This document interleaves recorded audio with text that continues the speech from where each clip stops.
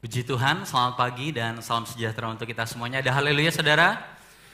Berapa banyak yang diberkati Tuhan pagi hari ini? Boleh berikan tepuk tangan buat Tuhan Yesus Kristus. Tentunya kita bersyukur kepada Tuhan, senang sekali rasanya kita bisa kembali bergabung bersama-sama memuji memuliakan nama Tuhan. Itu semua hanya karena kemurahan Tuhan. Kita masih diberikan kesempatan untuk beribadah bersama-sama di tempat ini. Amin. Puji nama Tuhan. Nah, kita sudah menikmati hadirat Tuhan, pribadi Tuhan lewat pujian dan penyembahan. Sekarang tiba waktunya, mari kita mau siapkan hati kita, saudara. Kita sama-sama mau belajar kebenaran firman Tuhan. Dan judul pada pagi hari ini adalah warisan iman. Nah, boleh katakan sama-sama saudara, 1, 2, 3. Warisan iman. Ya, gereja kita bulan ini temanya adalah tentang keluarga, jadi kita masih berbicara tentang keluarga, saudara ya.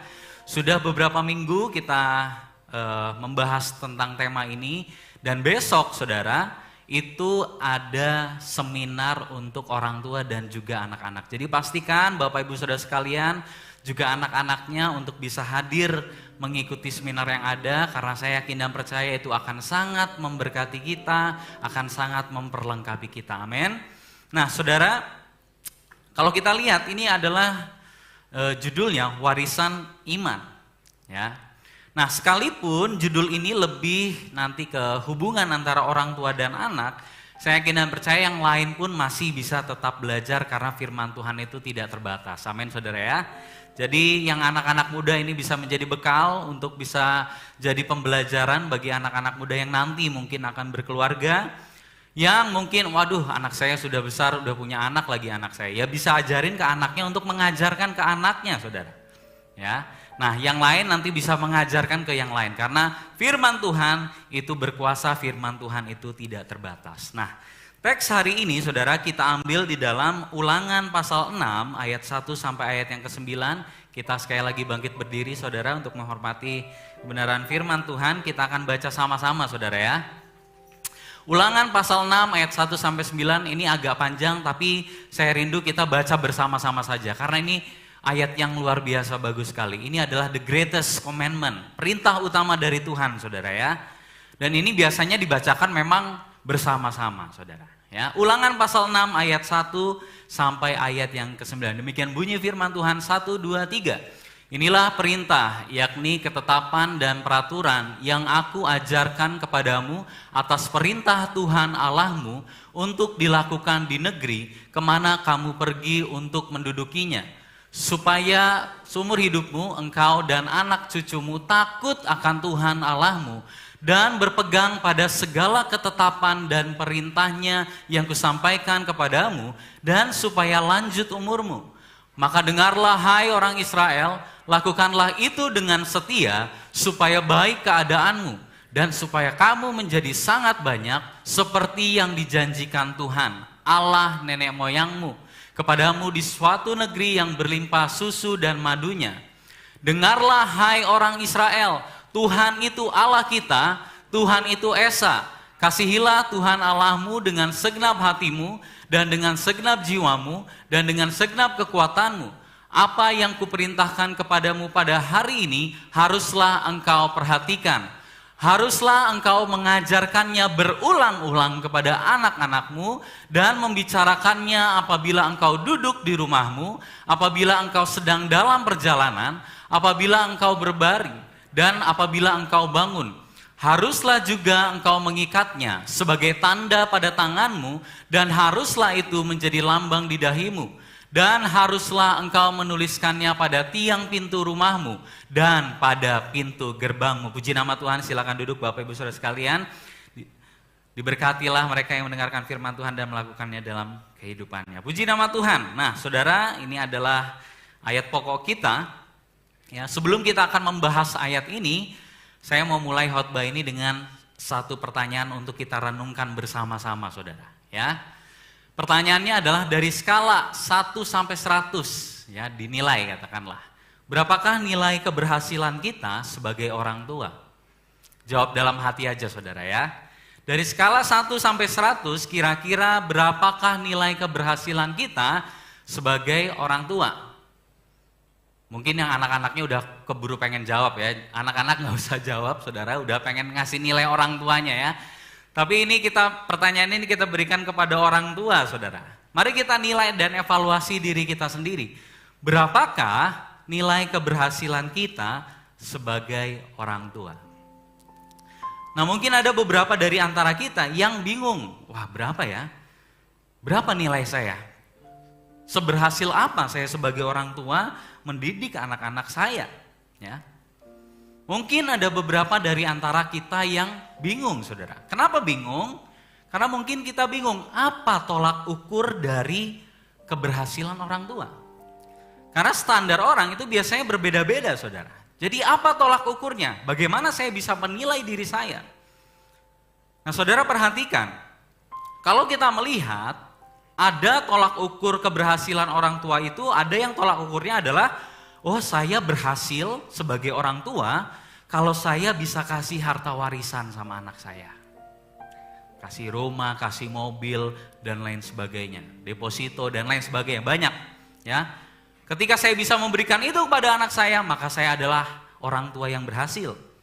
Ada juga yang, oh kalau saya bisa belikan anak saya rumah, maka saya berhasil sebagai orang tua.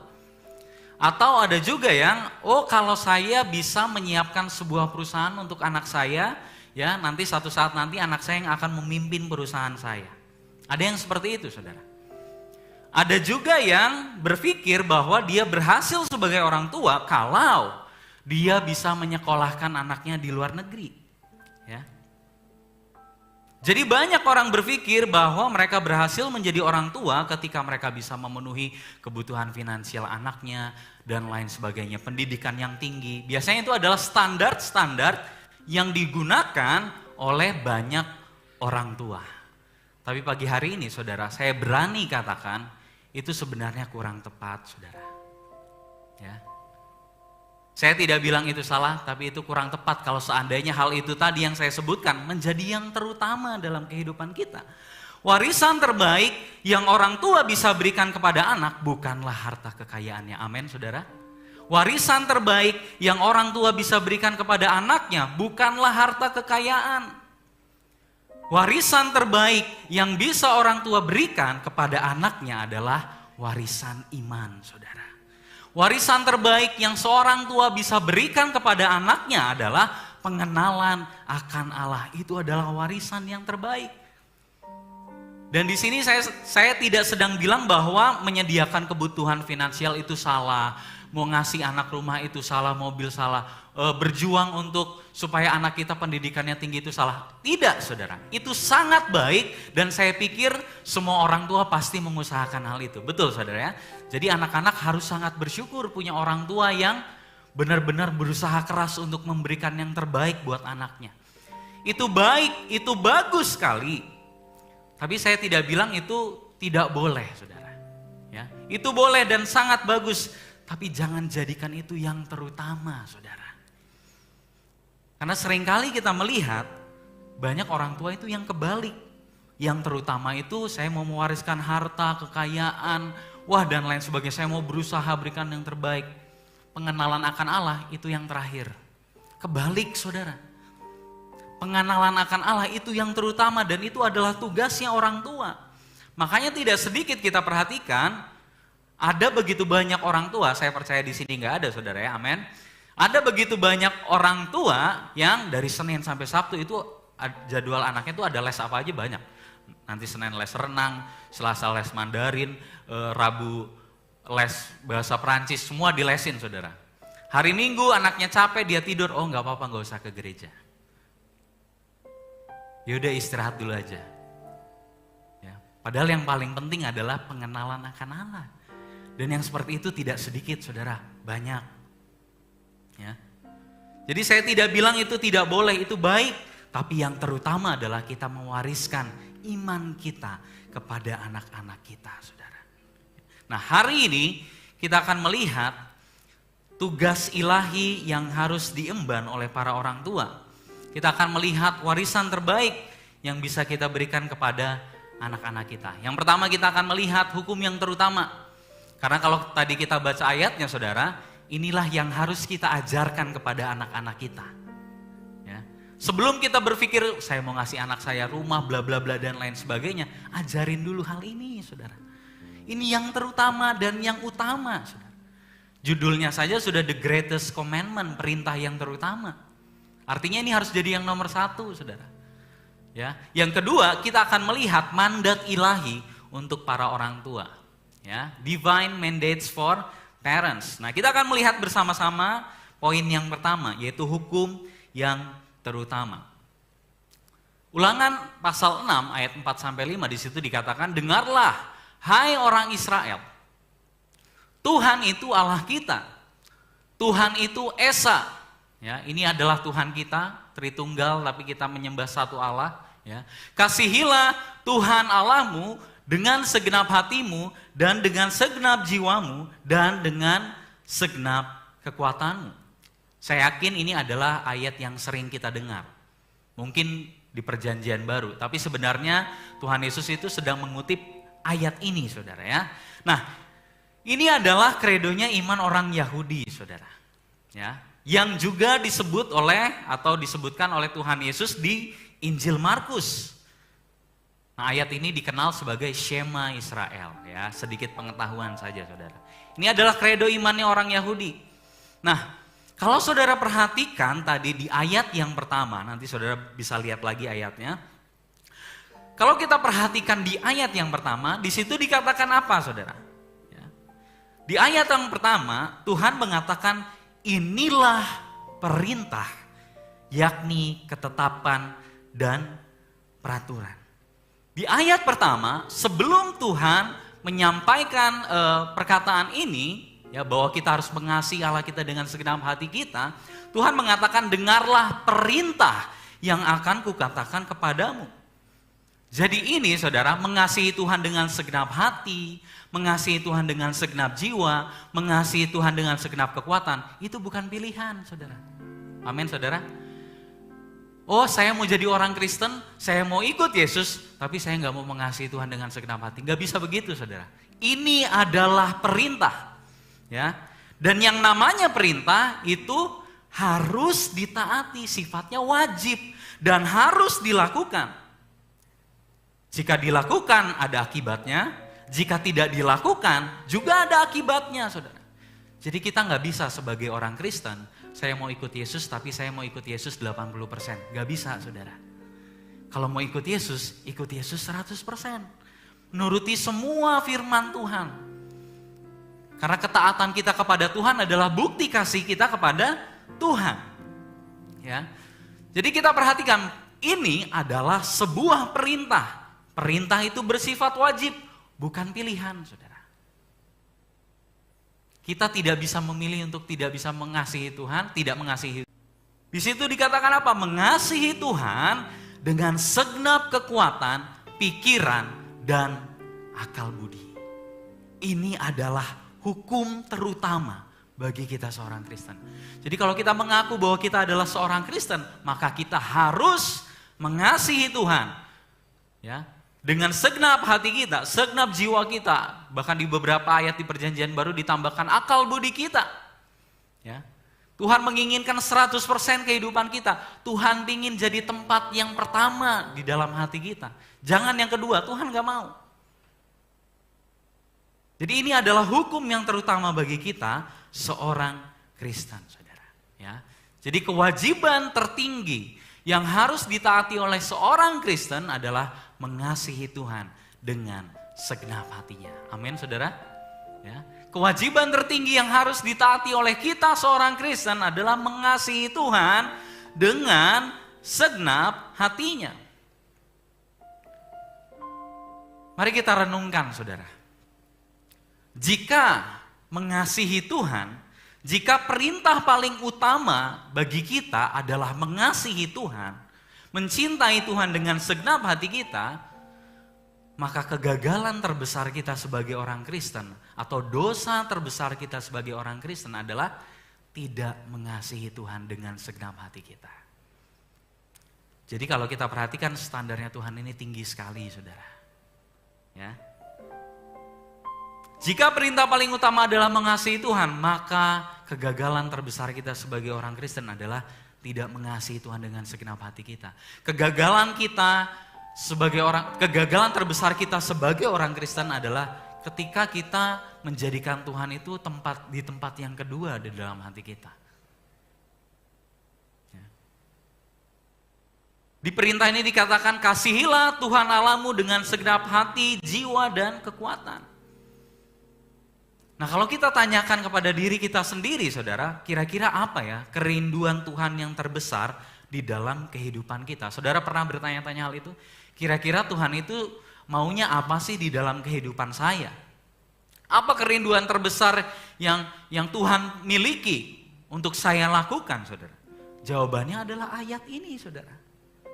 Kerinduan terbesar Tuhan, perhatikan saudara, kerinduan terbesar Tuhan adalah kita mengasihi Tuhan dengan segenap hati kita. Tuhan tidak butuh uang kita, saudara. Tuhan tidak menginginkan waktu kita. Tuhan tidak menginginkan usaha kita. Bahkan saya berani katakan, yang terutama Tuhan itu tidak menginginkan pelayanan kita. Pelayanan itu bisa dimanipulasi, saudara. Berapa banyak orang yang melayani Tuhan, tapi hatinya tidak mengasihi Tuhan. Berapa banyak orang yang memberikan banyak kepada gereja, tapi di dalam hatinya masih memberhalakan uang. Banyak, saudara. Makanya yang Tuhan inginkan itu bukan materi kita, bukan. Yang Tuhan inginkan adalah hati kita. Kita bisa memberikan segala-galanya dalam kehidupan kita tanpa mengasihi Tuhan. Bisa saja saya memberikan banyak, memberikan usaha yang luar biasa besar, karena kita ada maunya sama Tuhan. Bisa seperti itu, saudara. Dan ini adalah sesuatu yang sia-sia.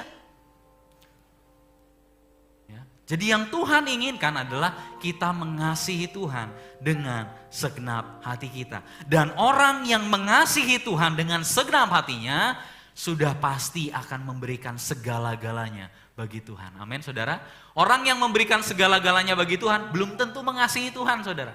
Tapi orang yang mengasihi Tuhan pasti memberikan segala-galanya untuk Tuhan. Ya, Yeremia 9 ayat 24. Di sini firman Tuhan katakan, tetapi siapa yang mau bermegah, baiklah bermegah karena yang berikut. Bahwa ia memahami dan mengenal aku.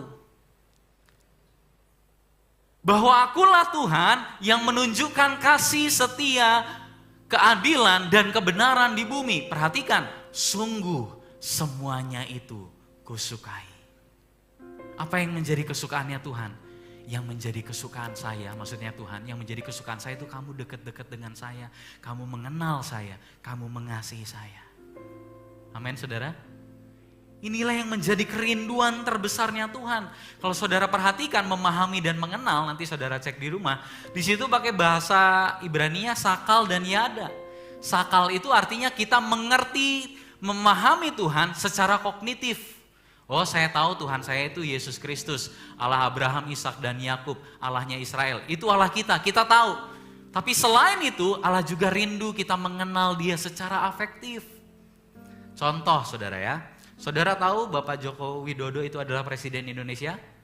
Tahu, tapi apakah saudara mengenal Pak Jokowi? Belum tentu, saudara. Ya, sama, kita mungkin tahu, oh Allah kita adalah Allah Tritunggal. Dan yang lain sebagainya. Kita tahu fakta-fakta tentang Tuhan. Tapi belum tentu kita mengenal Tuhan, saudara. Nah, itu arti sakal dan yada. Dan inilah yang Tuhan inginkan. Kamu pahami aku, kamu mengenal aku. Kalau saudara baca di rumah, Roma 12 ayat yang pertama, di situ dikatakan apa? Persembahkanlah tubuhmu sebagai persembahan yang hidup dan berkenan. Kemudian Paulus katakan apa? Itu adalah ibadahmu yang sejati. Ibadah kita yang sejati. Persembahan kita yang terbaik. Bukan uang kita, waktu kita, bukan. Persembahan kita yang terbaik adalah hati kita kepada Tuhan. Ya, itu adalah persembahan kita yang terbaik, saudara. Jadi mari kita renungkan, saudara. Hari-hari ini. Bagaimana hubungan kita dengan Tuhan belakangan ini, saudara? Sudahkah kita berusaha dengan sungguh-sungguh untuk memahami dan mengenal Tuhan? Kenalkah saudara siapa Tuhan yang saudara sembah? Apa alasan kita datang ke gereja? Apakah karena kita mengenal Tuhan atau karena disuruh, saudara? Ini adalah sesuatu yang sangat penting. Ini adalah perintah yang terutama. Sudahkah Tuhan menjadi yang nomor satu di dalam kehidupan kita, saudara? Bagaimana caranya kita tahu Tuhan itu sudah menjadi yang terutama dalam kehidupan kita?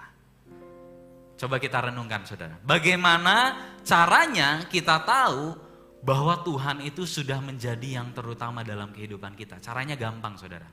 Lihat saja bagaimana kita menghabiskan waktu kita. Bagaimana kita menghabiskan uang kita.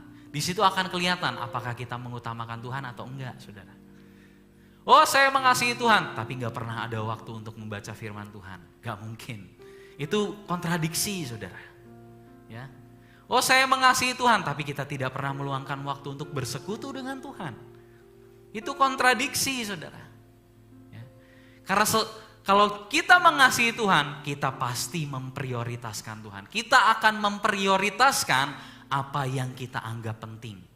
Jadi kalau ada orang bilang, wah saya gak ada waktu Pak baca Alkitab. Saya gak ada waktu Pak pergi ke persekutuan. Maksudnya adalah Tuhan bukan jadi yang terutama dalam kehidupan saya, Pak. Jadi baca Alkitab itu bagi saya gak penting. Betul, saudara ya? Seandainya saudara disuruh kantor saudara, Pak datang ke sini ya, saya mau ngasih uang 2 miliar. Langsung pergi gak, saudara? Langsung pergi, saudara. Karena itu, wah mau dapat sesuatu. Ya.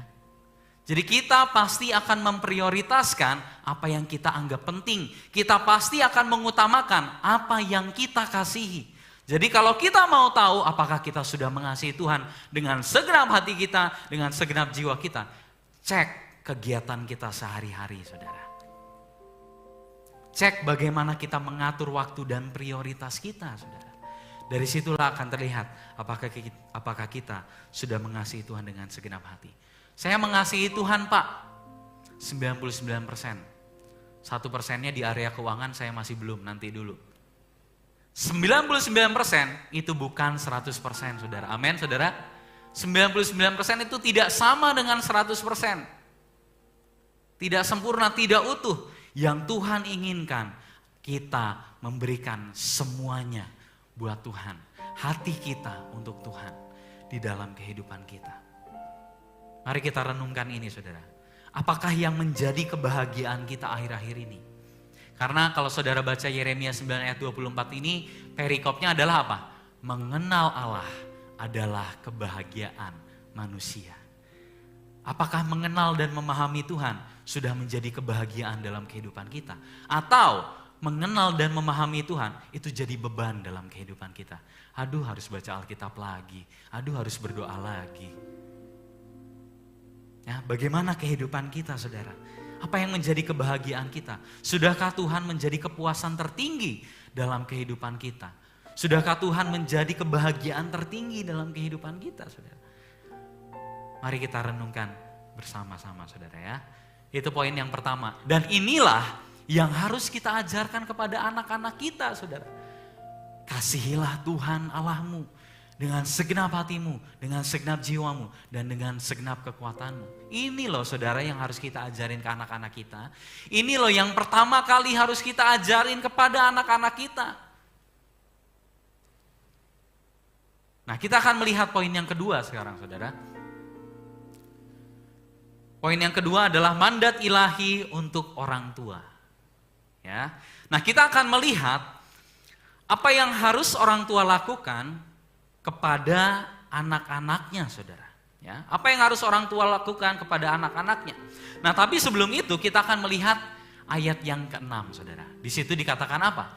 Apa yang kuperintahkan kepadamu pada hari ini, haruslah engkau perhatikan. Bahasa Indonesia bilangnya harus engkau perhatikan.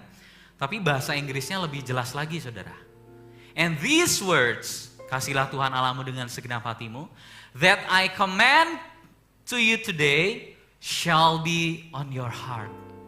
Ya. Kata-kata ini penting sekali. Perintah yang aku sebut ini, kasihlah Tuhan Allahmu dengan segenap hatimu itu tadi, haruslah ada di dalam hatimu.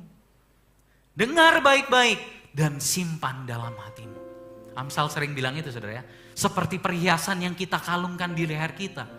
Demikianlah kita mengalungkan firman Tuhan ini, mengasihi Tuhan dengan segenap hati kita. Menjadikan Tuhan yang terutama dalam hati kita, Tuhan bilang taruh itu dalam hatimu.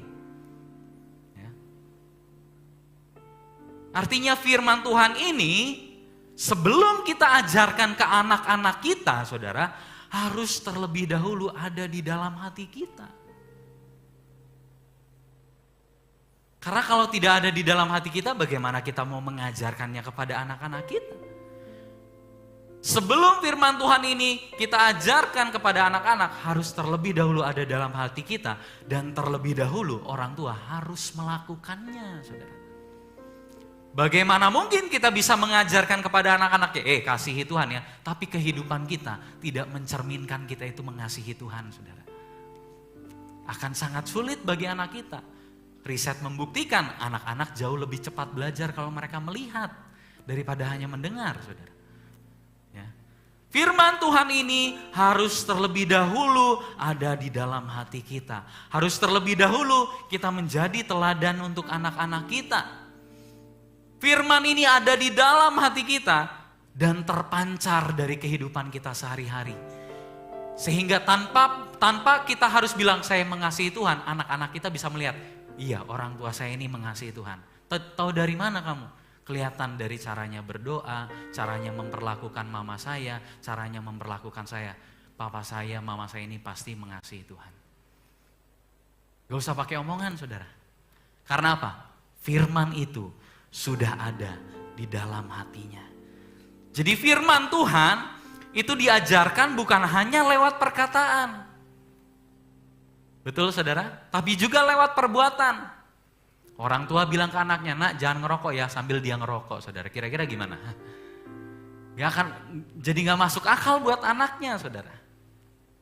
Ya, firman Tuhan harus kita lakukan terlebih dahulu. Nah kita akan melihat Ulangan pasal 6 ayat 7-9. Haruslah engkau mengajarkannya berulang-ulang kepada anak-anakmu dan membicarakannya apabila engkau duduk di rumahmu. Apabila engkau sedang dalam perjalanan, apabila engkau berbaring, dan apabila engkau bangun. Haruslah juga engkau mengikatkannya sebagai tanda pada tanganmu, dan haruslah itu menjadi lambang di dahimu. Dan haruslah engkau menuliskannya pada tiang pintu rumahmu dan pada pintu gerbangmu.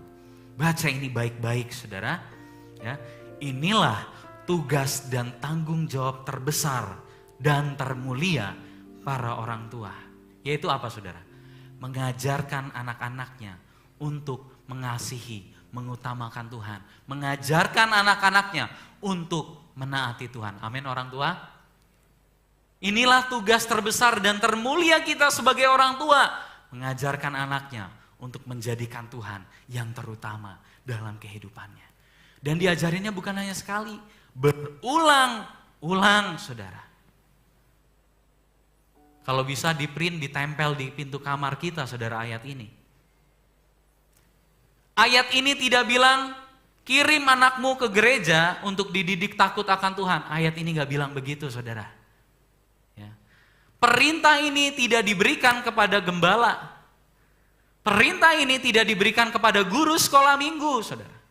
Perintah ini tidak diberikan kepada ketua pemuda dan remaja.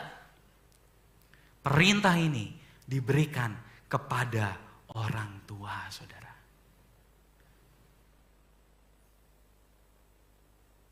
Slide selanjutnya, bisa tolong dibantu. Tugas dan tanggung jawab untuk mengajarkan firman kepada anak-anak adalah tugas para orang tua, saudara. Jadi jangan lagi, kenapa anak saya gini ya? Wah ini guru sekolah minggunya gak benar, wah guru sekolah minggunya gak benar, wah pemuda remajanya, ketuanya gak benar dan lain sebagainya. Saya ingat sekali, saya pernah dengar firman Tuhan dari seorang hamba Tuhan. Dia bilang seperti ini saudara. Saudara perhatikan ya.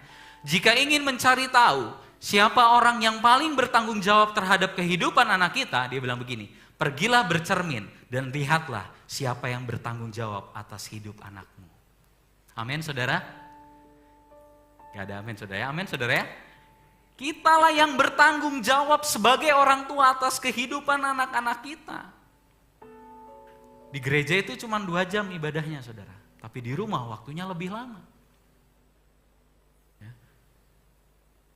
Saya punya teman guru, saudara ya. Dia guru life skill yang biasa ya berhubungan dengan anak-anak, saudara. Dia sering cerita. Ternyata gini, rata-rata anak-anak yang bermasalah di sekolahnya itu karena apa? Setelah ditelusuri, setelah diperhatikan, mereka adalah anak-anak yang kehilangan sosok orang tuanya, saudara. Akalnya setengah mati setelah cek, oh orang tuanya cerai. Setelah dicek, oh orang tuanya nggak pernah ada di rumah. Setelah dicek, oh orang tuanya cuma ngasih uang jajan. Sehari bisa berapa juta gitu, saudara. Uangnya banyak, tapi tidak pernah ada perhatian. Apa yang terjadi? Anaknya bikin masalah di sekolah. Karena apa? Kasihnya kurang. Gak ada kasih orang tua di dalam kehidupannya. Mereka kehilangan sosok orang tua, saudara. Banyak sekali anak-anak remaja yang bermasalah itu berasal dari orang-orang yang broken home, saudara. Makanya kita harus banyak berdoa. Indonesia, negara tertinggi nomor 3 yang anak-anaknya itu fatherless. Anak-anaknya kehilangan sosok ayah ibunya, ya. Atau mungkin ayah ibunya ada, tapi secara emosi tidak pernah hadir. Pulang kerja di rumah main HP terus sampai pagi, anaknya gak pernah diperhatikan, saudara. Karena sekarang bapak-bapak juga main game, saudara ya. Sampai anaknya gak diperhatikan, saudara.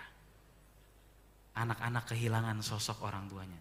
Saudara perhatikan, kejahatan-kejahatan kriminal yang terjadi, setelah semuanya dicek, itu semuanya rata-rata karena kehilangan sosok orang tua dalam kehidupannya, saudara.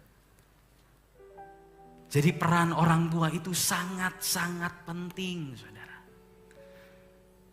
Peran orang tua dalam kehidupan anak-anak kita sangat-sangat penting. Jadi begini, saudara, sangat disayangkan sekali jika ada orang tua yang memberikan tanggung jawab penuh untuk mengajarkan firman kepada anaknya. Padahal tanggung jawab penuh untuk mengajarkan firman kepada anaknya, itu tanggung jawabnya orang tua, saudara. Saya tidak bilang, oh berarti gak usah dikirim ke gereja. Bukan begitu, saudara. Ya. Tapi anggaplah gereja ini sebagai asisten dalam kita mendidik anak-anak kita. Sumber-sumber pengajaran, bisa tanya orang-orang di gereja, ya, tanya hamba-hamba Tuhan, bisa. Tapi tanggung jawab penuh untuk mengajarkan kita, anak-anak kita firman Tuhan, itu ada di pundak orang tua, saudara.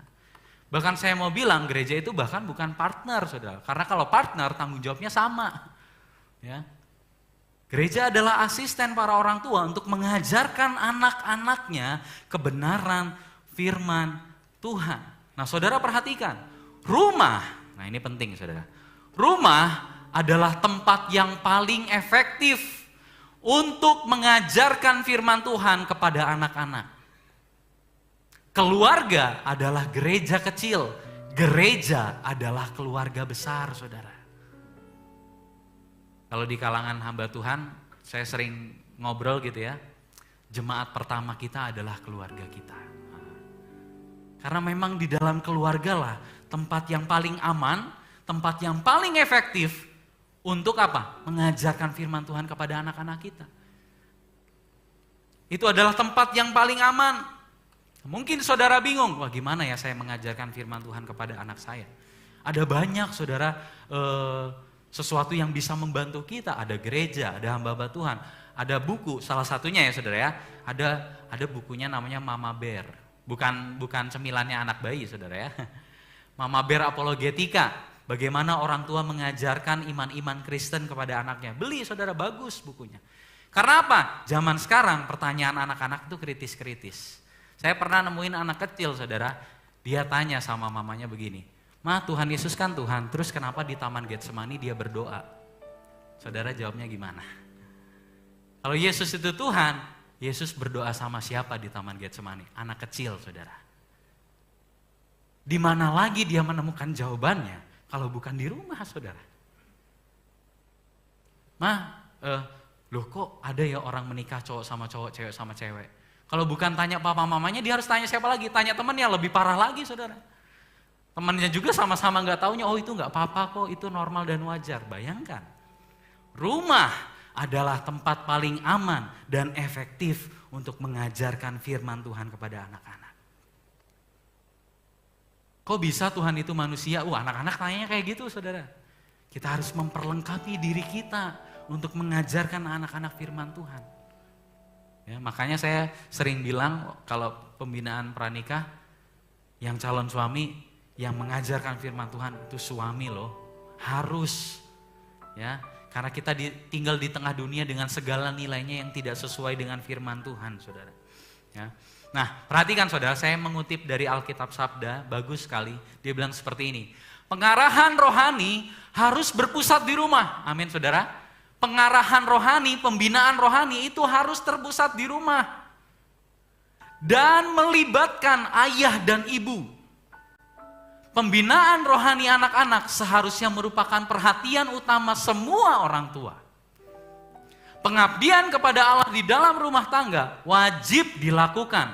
Hal itu adalah perintah langsung dari Tuhan. Ini bukan kata saya, ini kata firman Tuhan, saudara. Kita punya tanggung jawab yang besar sebagai orang tua. Teman saya itu yang guru itu, dia pernah cerita, pernah ada satu kasus, ada anak yang nakal, terus dipanggil orang tuanya. Tahu saudara orang tuanya bilang apa? Aduh, saya kalau ngurus anak-anak gini gak bisa pak, tapi kalau ngurus kerjaan saya bisa. Jangan menikah kalau belum siap, saudara. Anak-anak kita tidak minta dilahirkan. Siapa yang bertanggung jawab untuk hidup anak-anak kita? Orang tuanya, saudara. Amin, saudara. Firman Tuhan ini keras, tapi ini baik bagi kita, amin. Ya. Jadi pengarahan rohani harus berpusat di rumah, bukan di gereja, saudara. Sebenarnya, pemuridan pertama itu terjadinya di rumah, saudara. Dan itu melibatkan ayah dan ibu. Ya. Dan ini adalah perintah langsung dari Tuhan. Jadi anak-anak muda, pernikahan tidak seperti drama-drama Korea. Kamu harus mengajar anakmu, membesarkan anakmu. Ya. 2 hari ini Zoe lagi rewel, jam 3 bangun, jam 4 bangun, ya harus bangun, saudara. Lagi nangis dipuk-pukin, ngajarin, itu yang terjadi sebagai orang tua. Ya. Jadi bersyukurlah, berterima kasihlah kepada orang tua kita. Ya. Dan ngomong-ngomong saudara, hari ini adalah hari ayah sedunia. Boleh kasih tepuk tangan untuk ayah-ayah di sini? Ya, terima kasih ayah-ayah untuk perjuangan luar biasanya dalam kehidupan kita. Jadi ini adalah hal yang terutama dan utama. Saudara, kalau saudara perhatikan di perjanjian lama, perhatikan saudara, salah satu dosa terbesar umat Allah di dalam perjanjian lama adalah kegagalan para orang tua untuk mengajarkan anak laki-laki dan perempuannya untuk takut akan Tuhan. Makanya kita melihat di Maleaki apa? Tuhan memulihkan kembali hubungan keluarga. Hati anak-anak kembali kepada bapaknya. Karena apa? Karena pada waktu itu orang-orang Israel banyak yang tidak mengajarkan takut akan Tuhan kepada anak-anaknya. Lihat saudara di kitab Hakim-Hakim, kisahnya Yosua yang sudah tua. Ya. Ada ayatnya di situ bilang apa? Bangkitlah generasi setelah Yosua yang tidak mengenal Tuhan. Dan perbuatan-perbuatannya yang ajaib. Ada generasi yang bangkit setelah Yosua yang tidak mengenal Tuhan. Dan akhirnya apa kita melihat? Israel jatuh ke dalam perzinahan rohani. Israel menyembah berhala-berhala yang lain. Karena apa? Gak pernah dikenalin. Gak pernah dikasih pengenalan akan Allah. Siapa Tuhan yang benar? Siapa Tuhan yang harus kamu sembah? Gak pernah diperkenalkan. Itu salah satu kesalahannya Yosua. Tidak memberikan pengenalan yang benar kepada generasi di bawahnya. Jadi saudara, kalau kita melihat ada generasi yang tidak mengenal dan takut akan Tuhan, kemungkinan besar karena mereka tidak pernah diajarkan untuk mengenal dan takut akan Allah. Kemungkinan besar. Ya. 2 Timotius pasal yang ketiga, nanti saudara baca di rumah. Di hari yang terakhir kita akan menghadapi kerusakan moral yang luar biasa. Salah satunya adalah anak-anak yang memberontak kepada orang tua. Salah satunya itu saudara. Kenapa ini bisa terjadi? Karena di akhir zaman nanti akan ada banyak orang tua yang tidak mengajarkan anak-anaknya untuk takut akan Tuhan. Orang tua lebih milih, udah kita ngomongin bisnis nanti gimana dan lain sebagainya. Saya sekali lagi tidak bilang itu salah saudara. Saya tidak bilang itu salah. Boleh dan itu bagus. Harus mungkin mempersiapkan masa depan anak kita. Tapi yang terutama dan utama adalah mengajarkan anak kita untuk menghormati Tuhan, mengasihi Tuhan, takut akan Tuhan, menaati firman Tuhan. Itu yang pertama dan utama. Saudara nggak usah khawatir kalau anak kita udah diajarin takut, hormat akan Tuhan, masa depannya itu pasti berhasil, saudara. Amin, saudara. Itu yang paling utama dulu, saudara. Jadi nanti di akhir zaman akan ada banyak orang tua yang tidak mengajarkan anak-anaknya untuk takut akan Tuhan. Dan ini sudah mulai terjadi. Saya pernah baca satu interview di luar negeri, saudara. Kalau saudara lihat anak-anak muda di luar negeri, wah liar. Termasuk di Indonesia juga banyak, saudara. Orang tuanya pernah diinterview dan dia berkata seperti ini, saudara. Saya tidak pernah membahas teologi atau agama kepada anak-anak saya. Tidak pernah membicarakan Tuhan. Dia bilang apa? Karena terserah mereka mau percaya apa. Ya, mereka mau percaya apa terserah. Saya tidak akan memaksa mereka. Akibatnya apa, saudara? Banyak anak-anak muda yang tersesat karena tidak pernah diajarkan untuk takut akan Tuhan. Karena tidak pernah diajarkan untuk mengenal Tuhan, saudara. Saya kutip sekali lagi dari Alkitab Sabda, saudara. Di sini dibilang apa? Jika keluarga Kristen, perhatikan, ingin menyelamatkan keluarganya di masa sulit akhir zaman, mereka harus melindungi anak mereka dari pengaruh lingkungan yang jahat. Amin, saudara. Kalau kita ingin menyelamatkan keluarga kita, mulailah dari ajarkan anak-anak kita untuk takut akan Tuhan. Jangan cuek, saudara. Tahu di sekolah dia ngapain, berteman dengan siapa, apa yang mereka bicarakan. Ajarkan dan bimbing mereka, saudara. Nah, kemudian di ayat ini dikatakan ajarkan berulang-ulang. Ya, ajarkan berulang-ulang. Saat apa kita mengajarkan berulang-ulang kepada anak kita? Setiap saat, saudara. Pertanyaan renungan untuk kita pagi hari ini. Apa yang menjadi topik pembicaraan kita dengan anak-anak kita di meja makan? Apa yang menjadi topik pembicaraan kita dengan anak-anak kita ketika kita santai di rumah? Apa yang menjadi topik pembicaraan kita dengan anak-anak kita ketika liburan? Firman Tuhan bilang, ajarin waktu kamu duduk, berdiri, tidur, baring. Artinya apa? Sepanjang hari, sepanjang aktivitasmu, ajarin hal ini kepada mereka. Nah, frasa duduk, berjalan, berbaring, bangun, itu berarti kita harus mengajarkan firman setiap saat, setiap waktu, dan di segala aktivitas. Oh, saya sudah, Pak. Waktu mau tidur kita baca Alkitab bersama-sama. Bagus, baik, dan lanjutkan, saudara. Tapi yang Tuhan maksud bukan hanya ketika kita mau tidur, saudara. Tapi waktu di atas meja makan, waktu lagi santai, kita ngobrolin tentang Tuhan. Pembicaraan tentang Tuhan itu udah mulai jarang, saudara. Karena dianggap tidak relevan. Ketika anak kita yang kecil, itu apa ya? Oh, itu burung. Ajarin, itu yang nyiptain Tuhan loh.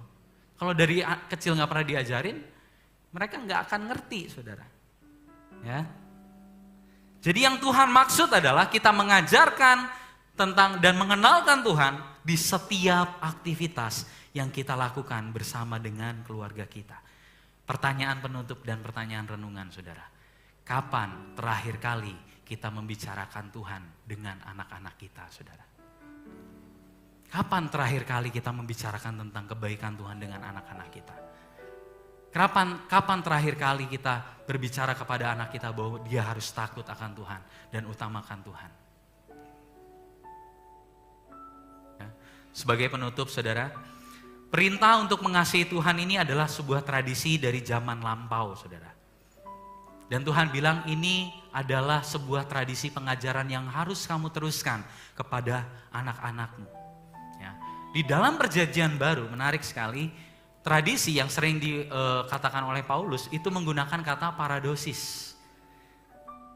Paradosis itu artinya adalah hadiah atau gift yang diteruskan. Jadi tradisi, ya, memang ada tradisi yang buruk, nah itu jangan diteruskan, saudara. Ya.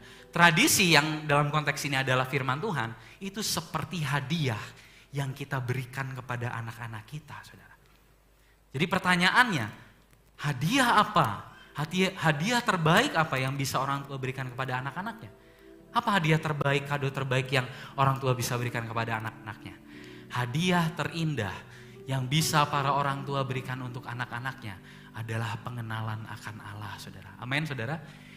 Amsal mengatakan ini jauh lebih berharga daripada emas dan perak. Inilah yang akan menjaga anak-anakmu tetap baik-baik saja di masa depannya. Kamu kasih harta anakmu kalau dia nggak takut akan Tuhan, habis hartanya saudara. Wah, nggak akan habis 7 turunan, di turunan yang ke-6 habis. Tapi ketika kita mengajarkan dia untuk mengenal Allah, takut akan Allah, menghormati Tuhan, masa depannya baik-baik saja pasti saudara. Ya. Jadi sebuah refleksi bagi kita pagi hari ini saudara. Sudahkah kita mengasihi Tuhan dengan segenap hati dan kekuatan kita? Yang kedua, sudahkah kita menyimpan perintah ini di dalam hati kita dan melakukannya saudara? Cek kembali, sudahkah kita memprioritaskan Tuhan dalam kehidupan kita? Yang terakhir, sudahkah kita mengajarkan perintah ini, mengasihi Tuhan dengan segenap hati, kepada anak-anak kita dengan setia? Amin saudara. Mari kita renungkan firman Tuhan ini. Ya. Mari kita bangkit berdiri. Saya mau katakan saudara, menyiapkan harta untuk anak kita itu baik. Menyiapkan pendidikan yang terbaik itu harus saudara, kita berusaha semaksimal mungkin. Tapi nomor 1, perkenalkan Allah dalam kehidupan anak-anak kita saudara. Saudara perhatikan ya, ini terakhir saudara. Iblis itu sedang fokus untuk menghancurkan keluarga saudara. Kenapa? Perhatikan, karena kalau keluarga lemah, maka gereja pasti lemah saudara. Karena gereja adalah kumpulan keluarga-keluarga. Keluarga lemah, gereja pasti lemah. Gereja yang lemah tidak akan bisa berdampak apa-apa di tengah dunia ini saudara. Itulah sebabnya iblis berusaha untuk menghancurkan keluarga. Udah pukulin aja istri dan anakmu, kurang ajar itu, gak nurut dia. Pukulin sampai yang nemen gitu loh saudara, sampai yang brutal. Anak-anak udah sakit hati aja sama orang tuamu, wah memang gak bener itu orang tuamu. Dan kita tetap pelayanan di gereja, iblis gak takut, pelayanan aja gak apa-apa, jadi majelis gak apa-apa, pelayanan yang banyak. Tapi rumah tetap pukulin istri anakmu, caci maki istri anakmu. Kamu tetap binasa di neraka kok meskipun pelayanan. Anak-anak tetap terus kepahitan sama orang tuamu, iblis gak khawatir mau sebanyak apapun pelayanan kita. Selama hubungan kita dengan keluarga kita tidak dipulihkan, iblis tenang-tenang aja. Ya. Jadi mari kita renungkan hal ini saudara. Saya yakin dan percaya Tuhan Yesus sanggup memulihkan kita semua, amin. 2000 tahun yang lalu dia datang, ya, mengorbankan nyawanya untuk menebus siapa? Menebus saya dan saudara dan menebus keluarga kita saudara. Sekarang dia memberikan hati yang baru.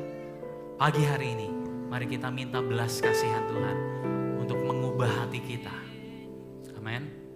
Mari kita angkat satu pujian, biar pujian ini yang menjadi renungan kita, iman kita pagi hari ini saudara. Kami perlu Engkau Tuhan.